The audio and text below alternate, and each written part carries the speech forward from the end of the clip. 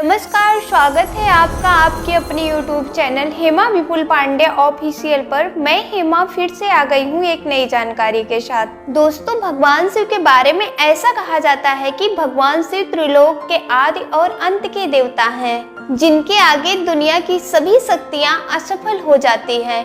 लेकिन क्या आपको मालूम है आखिर भगवान शिव का जन्म कैसे हुआ था, उनकी माता कौन थी और उनके पिता का क्या नाम था, उन्होंने किससे अपनी शिक्षा प्राप्त की थी और किस किस को शिक्षा का दान दिया था? अगर नहीं तो चलिए, क्योंकि इस वीडियो के माध्यम से हम आपके इन्हीं सभी सवालों का जवाब देने वाले हैं, इसलिए प्लीज इसे स्किप किए बिना एंड तक जरूर देखना। दोस्तों, आज सबसे पहले शिव के जन्म से जुड़ी पहली कहानी यानी शिव पुराण की एक लोकप्रिय कथा के बारे में बताने वाले हैं। शिव पुराण के अनुसार भगवान शिव को स्वयंभू माना जाता है, जिसका मतलब होता है कि भगवान शिव का स्वयं ही जन्म हुआ था। यानी कि इससे एक बात तो स्पष्ट हो जाती है कि ना ही भगवान शिव की कोई माता है और ना ही उनके कोई पिता हैं। इसी कारण से भगवान शिव पंच तत्वों से भी परे हैं, जिस कारण से इन्हें मृत्यु का भी कोई भय नहीं है और इनकी मृत्यु कभी नहीं हो सकती है। पर अब बात करते हैं विष्णु पुराण में बताई गई भगवान शिव के जन्म से जुड़ी एक और कहानी के बारे में। विष्णु पुराण में बताया गया है कि भगवान विष्णु के मस्तक से निकलने वाले तेज के कारण भगवान शिव की उत्पत्ति हुई थी और उनके नाभि से निकलते हुए तेज से कमल पर विराजमान ब्रह्मा जी का जन्म हुआ था। मगर दूसरी ओर भगवान विष्णु के जन्म के बारे में शिव पुराण में बताया गया है कि एक बार की बात है जब भगवान शिव अपने घुटने मल रहे थे और उनके घुटनों से निकलने वाले मैल से भगवान श्री विष्णु जी का जन्म हुआ था। पर अगर ऐसा हुआ है तो विष्णु पुराण और शिव पुराण एक दूसरे से बिल्कुल अलग हैं। इस कथा के अलावा भगवान शिव के जन्म की एक और पौराणिक कथा काफी ज्यादा प्रसिद्ध है, जिसे शायद आपने बड़े बुजुर्ग से सुना होगा। पर अगर नहीं सुना तो आपकी जानकारी के लिए बता दें कि एक बार की बात है जब भगवान विष्णु और परम ब्रह्मा जी के बीच इस बात पर बहस छिड़ गई थी कि आखिर इस संसार में सबसे महान कौन है। और जब भगवान विष्णु भगवान ब्रह्मा इस बात को लेकर बहस कर रहे थे तो एक जलते हुए खंभे के रूप में महादेव उनके बीच आए थे। दोस्तों, वो दोनों इस रहस्य को नहीं समझ पाए और तभी अचानक से एक आवाज आई जिसमें कहा कि जो भी इस खंबे का छोर ढूंढ लेगा वही सबसे महान कहलाएगा। ऐसा सुनते ही ब्रह्मा जी ने एक पक्षी का रूप लिया और खंबे का ऊपरी हिस्सा ढूंढने निकल गए। वहीं विष्णु जी वराह का रूप धारण किया और खंबे का अंत ढूंढने निकल गए। बहुत देर तक खोजने के बाद भी दोनों में से किसी को भी खंबे का छोर नहीं मिला और दोनों हार मानकर वापस आ गए। जिसके बाद भगवान शिव अपने असली रूप में आए और फिर भगवान विष्णु और ब्रह्मा जी ने ये मान लिया कि महादेव ही सबसे महान और सबसे शक्तिशाली हैं। इनसे बड़ी शक्ति तो इस दुनिया में कोई नहीं है। इसके साथ ही शिव पुराण में बताया गया खंभा इस बात को दर्शाता है कि ना ही भगवान शिव जन्मे थे और ना ही उनका कोई अंत है। और एक कारण तो यही है कि भगवान शिव को स्वयंभू कहा जाता है, यानी भगवान शिव का अंत है ही नहीं, वे अमर हैं। अब हम बात करते हैं भगवान शिव से जुड़े एक ऐसे विषय के बारे में जो सबसे ज्यादा प्रसिद्ध है कि क्या भगवान ब्रह्मा भगवान शिव के पिता हैं? जी हाँ, इनकी ये कथा लोगों के बीच काफी प्रसिद्ध है। तो आपको ये बता दें कि आखिर किस प्रकार भगवान शिव ने ब्रह्मा पुत्र के रूप में जन्म लिया था। इसके पीछे विष्णु पुराण की एक पौराणिक कथा है, जिसके अनुसार धरती, आकाश, पाताल या कहे पूरा यूनिवर्स जलमग्न यानी पानी में डूबा हुआ था। तब भगवान विष्णु के अलावा कोई भी देव या प्राणी इस संसार में नहीं था। तब केवल विष्णु ही जल सतह पर अपनी शेष नाग पर लेटे हुए नजर आ रहे थे। इसके बाद उनकी नाभि से कमल की डंडी पर भगवान ब्रह्मा जी प्रकट हुए और जब भगवान ब्रह्मा भगवान विष्णु इस यूनिवर्स से संबंधित बातें कर रहे थे तब भगवान शिव प्रकट हुए। जिसके बाद ब्रह्मा जी ने भगवान शिव को पहचानने से इनकार कर दिया।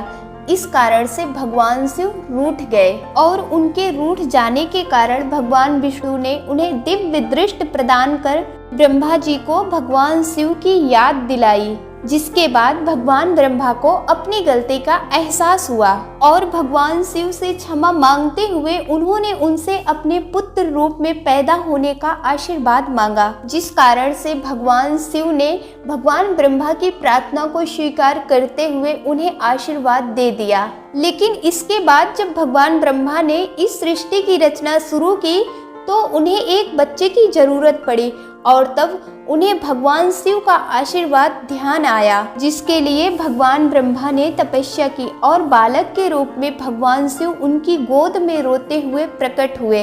आपको बता दें कि ये भगवान शिव का एकमात्र बाल रूप है। जब भगवान ब्रह्मा ने उनके रोने का कारण पूछा तो उन्होंने बताया कि उनका कोई नाम नहीं है। तब भगवान ब्रह्मा ने भगवान शिव का नाम रुद्र रख दिया, जिसका मतलब होता है रोने वाला। पर इसके बावजूद भी भगवान शिव चुप नहीं हुए, इसलिए ब्रह्मा जी ने उन्हें दूसरा नाम दिया, पर शिव को वो भी नाम नहीं पसंद आया और फिर भी वो चुप नहीं हुए। इस तरह से भगवान शिव को चुप कराने के लिए भगवान ब्रह्मा ने भगवान शिव को 108 नाम दिए थे, जो रुद्र, शर्ब, जटाधर, उग्र, भीम, पशुपति, ईशान और महादेव जैसे नाम थे। और शिव पुराण के अनुसार उनके ये नाम पृथ्वी पर लिखे गए थे। इसके बाद बात आती है श्रीमद् देवी महापुराण की। तो श्रीमद् देवी महापुराण में भगवान शिव की माता और पिता के बारे में बताया गया है। श्रीमद् देवी महापुराण के अनुसार देखा जाए तो एक बार जब भगवान नारद जी ने अपने पिता भगवान ब्रह्मा जी से पूछा, इस सृष्टि का निर्माण किसने किया है, साथ ही भगवान विष्णु, भगवान शिव और आपके माता पिता कौन हैं? तब भगवान ब्रह्मा जी ने नारद जी को त्रिदेव के जन्म के बारे में बताया। जो बताया वो वाकई में चौंका देने वाली बात थी। दरअसल उन्होंने कहा कि देवी दुर्गा और शिव स्वरूप ब्रह्मा के योग से ब्रह्मा, विष्णु और महेश का जन्म हुआ था। यानी प्रकृत रूप में माँ दुर्गा ही हम तीनों की माता है और ब्रह्मा यानी काल सदाशिव हमारे पिता हैं। इसके साथ ही भगवान शिव ने कहा, मेरे 5 मुख हैं। एक मुख से आकार, दूसरे मुख से ऊकार, तीसरे मुख से मूकार, चौथे मुख से बिंदु और 5वें मुख से नाद यानी एक शब्द प्रकट हुए हैं। इन्हीं 5 को एक साथ मिलाकर देखा जाए तो एक अक्षर ओम बनता है, जिसे आज हम सभी भगवान शिव के मूल मंत्र के रूप से जानते हैं। इतना कहने के बाद भगवान ब्रह्मा और भगवान विष्णु दोनों ही समझ गए कि भगवान शिव से ज्यादा शक्तिशाली इस दुनिया में कुछ भी नहीं है और दोनों ने भगवान शिव को प्रणाम किया और चले गए। चलिए दोस्तों, जब आप भगवान शिव के बारे में इतना तो जान ही चुके हैं, तो क्या आपको पता है आखिर भगवान शिव ने किससे शिक्षा प्राप्त की थी और उनके गुरु कौन थे? हम जानते हैं शायद ही इसका जवाब आप में से किसी को पता होगा, पर जिन्हें नहीं पता उन्हें बता दे कि भगवान शिव स्वयं ही इस संसार के गुरु माने जाते हैं, जिन्होंने संसार में गुरु और शिष्य की परंपरा की शुरुआत की थी।